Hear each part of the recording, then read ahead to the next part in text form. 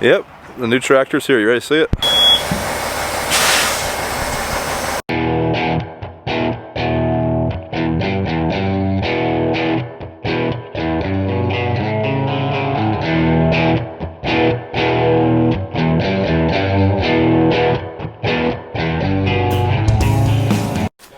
Alright, you guys ready to see the new tractor? I've been making you guys wait for a long time. You ready for this? You ready? You ready?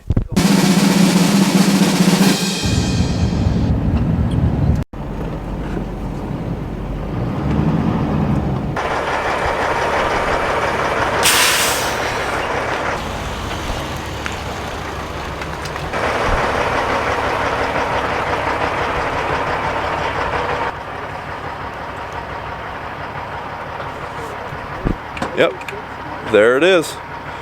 We ended up going with another 1038. This tractor is identical to ours. At least I think it is. I'm pretty sure it's got pretty much the same options that our 1038 has. This is not a brand new tractor. This is an unsold tractor, but it does have a few demo hours on it, which is not something I'm really worried about at all. Pretty excited to have it.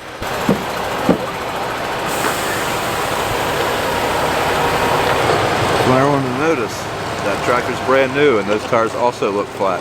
That's something I get told just about every time I run our 1038. The front tires need burned up. That's how they're supposed to look. That's how they get the biggest footprint they can, use and compact the ground as little as they can. So behind the seat, carpet.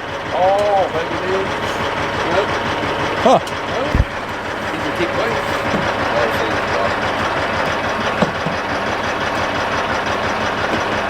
See if BJ's scared of. Are you scared of heights? Apparently not.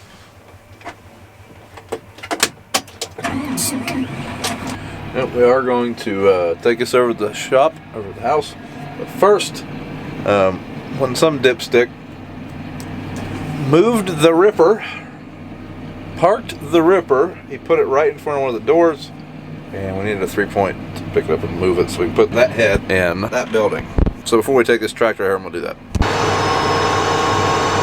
So far, the only thing that seems different from the other 1038, this one doesn't have a carpet in it. I thought that came with them, so I don't know. That's about the only difference I'm seeing so far. If this is your first time watching the channel, this is the first video you've seen, we were demoing a 8400R John Deere, and I mean, we also have one of these, like an identical 1038 to this one. So when we got in the tractor market, that's kind of the two we were looking at. We're looking to add a third tractor for changing up some tillage practices and whatnot. So if you haven't seen those videos, go back and check. I got one video where I do a pretty in-depth comparison between the two, the 8400 and this and the 1038. Sure, a lot of you are going to be wondering why we went with the 1038 over the 8400. I really like the John Deere. I have nothing against that tractor. It performed extremely well for me, better than I was expecting, to be honest with you. I liked the monitor in it. I thought it was much better than I was expecting. Well, sneeze. Maybe not. But the main reason we didn't go with the John Deere over this, we already have one of these. We're very familiar with it, and I didn't really want to have a different operating system. I like the 4600 maybe better than the AccuTerminal that comes in the Challenger. But like I said, I just didn't want to add a different operating system to it. The AccuTerminal works fine once you get the hang of it. It's just not quite as user-friendly, maybe. So that was one of the main reasons. That, and I mean, I think both dealers you're going to get pretty good service from. I know we're going to get good service from Ohio Ag just because we have several pieces through them. So yeah, that's kind of why we went with the Challenger over the Deere. I can't say anything bad about that John Deere. We were not really interested in an 8400. We were pricing, but for dollar reasons, we were pricing an 8370R, which would have been a little bit more comparable to this as far as horsepower. We were pricing it with the E23 power shift. I kind of liked it over John Deere's IVT transmission myself. Yeah, that's what, price-wise, they were very competitive. We did get more, these were both lease prices. This is a leased tractor. We were able to get more hours on this lease, so that kind of helped push it a little bit. A couple other little things, but yeah, that's kind of why we ended up with this. As far as looking at Case IH, I've already had a Case, had a 340. Wasn't a whole lot wrong with that tractor. I like this machine better, and I think I might have liked that Deere better than the 340. The 340 I ran before, it was a power shift. It was not their IV or their CVT. I don't really have any experience with one of those.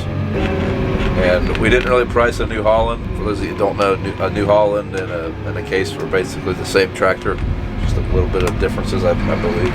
But it is pretty nice to hop in a brand new tractor, and it just feels completely. I feel like I've already put 1,000 hours on this machine, which is odd because I don't have 1,000 hours on the other ones. If you never drove one of these, they're kind of like a rocket ship. Now this machine is going to be hooked to the strip till bar. This tractor does have RTK, the other 1038 does not, and Dad's planning tractor has RTK. So our plan is to be able to transfer the lines between the two tractors. That way we were planning on the same strip. That had another thing to do with why we went this route. I think it's probably going to be easier to transfer the lines from two Challengers versus a Challenger to John Deere. Other duties this tractor might see, with it being a higher hour per year lease, this might be on the cart next fall. I guess that'll depend on if we start strip tilling in the fall too. But I'd say it'll be on the grain cart from time to time. And if I get a chance of doing turboing with it this year, I probably will. I don't know if I will going forward, but this year we just racked up a lot of hours on our other 1038. So I try to spread the love a little bit with this one. It's probably what it. But for the most part, this is going to be the strip till tractor until Dad takes it over for his planning tractor. Got bright lights. All right, that's where we're parking this bad boy for the night. Thanks for watching. But wait, there's more. Hey guys, this video is actually going to be a 2-day video because I kind of screwed up and botched the second half of it. So you guys seen this part already, but what you didn't see was not only did this tractor come in yesterday, but those also came in. Yeah, we ended up with 3 new tractors instead of 1. Basically how this happened was, started off with, hey, you guys have that little 24 horsepower EYEWEAR compact tractor. I said, and Dad said, yeah, we do. I said, well, if you trade that in with the multi-unit discount, you can basically get that tractor with no boot. So basically this tractor, we just had to give up our used Cub Cadet, which we was okay with. Probably won't get used much as a lawnmower. Basically that Cub Cadet, we just used the loader on it a lot. Real handy around the grain bins. I called it my wheelbarrow because it was handy for stuff like that. It's probably how that tractor will be used. And then Dad decided that he wanted to trade in his 5320. It's basically his lawn mowing tractor, his finish mower tractor. And if you're not aware, most companies have what's called a multi-unit discount. So basically how that works is if you used to buy like more than 1 unit from a company, it'd have to be in the same manufacturer. Like I couldn't buy that tractor in a Kloss combine because those aren't made by the same people. But Massey is owned by AGCO. AGCO makes Challenger and Massey. So basically we were able to use our multi-unit discount, get a pretty good deal on that tractor. And yeah, that's how we ended up with these. So this is going to be Dad's summer ride basically. You guys don't see it on the channel, but Dad runs a finish mower around this whole farm. He puts a lot of hours on those a year. That's his relaxing time is what he calls it. He just likes getting in there. It's just him. There's like no real stress to it. You're just mowing. So he wanted to upgrade that for himself, so he did.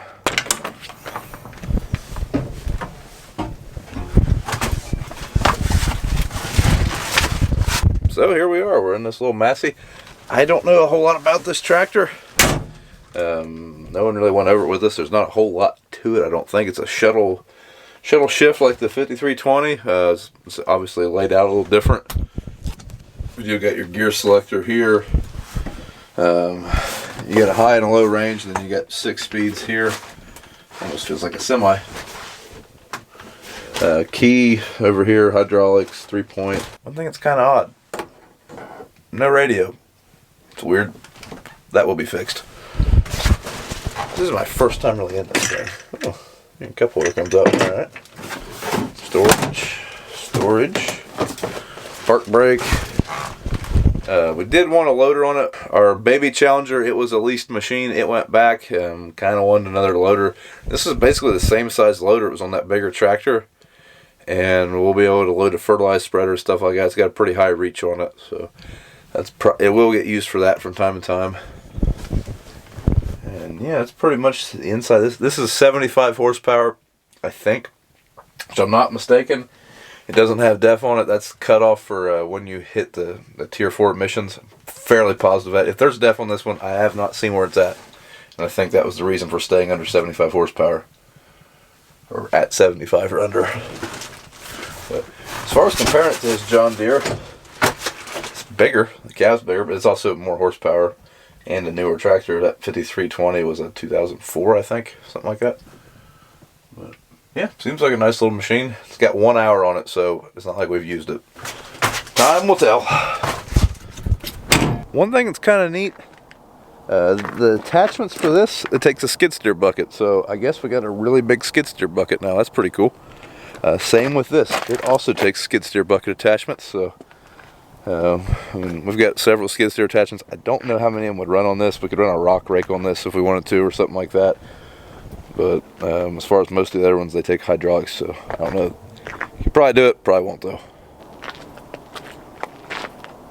But yeah, the multi-unit deal, it didn't really have any bearing on which tractor we ended up purchasing as far as John Deere or the 1038. Because at the end of the day, this is the one that's going to be making us money. Those were not necessary. They were nice, but that's what's making money. This is a nice looking little lawnmower though. I think it's a 60-inch deck. Nice little loader on it. I believe it's, I'm gonna guess it's 23 horsepower actually. Yeah, not bad. Kind of sits up a little high. But yeah, we'll use it. These two are bought outright. Like I said, the 1038 is a lease. Yep. Dax, is this your tractor? Yeah. This is his? Alright, you gonna plant corn with it? Emmy, is this one yours? Dax, I don't know. You might be getting a bad deal here. Hers has got a cab. Somewhere, maybe though. It's like the kids are getting driving lessons from Pap. Before we sign off here, I would like to thank my John Deere salesman, Tyler Altras from AgPro. He definitely got us closer to buying a John Deere than anyone has in a long time.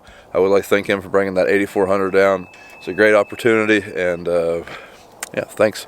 Also, thanks Jason Rogers, that's our Ohio ag salesman, and yeah, thanks guys. So that's going to be it for this video, guys. Thanks for watching. Hope you look forward to seeing these tractors in action. So yeah, we'll see you in the next one. Sorry for all the John Deere lovers out there.